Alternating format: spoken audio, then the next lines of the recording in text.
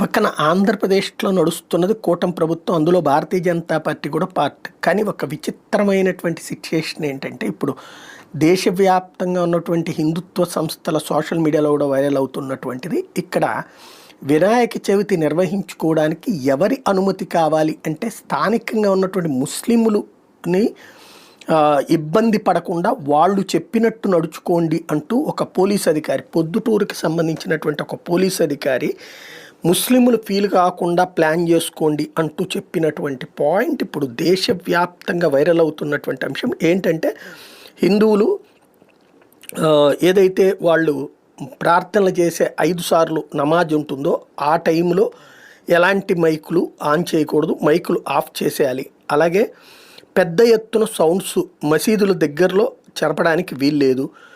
అలాగే కోఆపరేట్ చేయాలి ముస్లింలకి.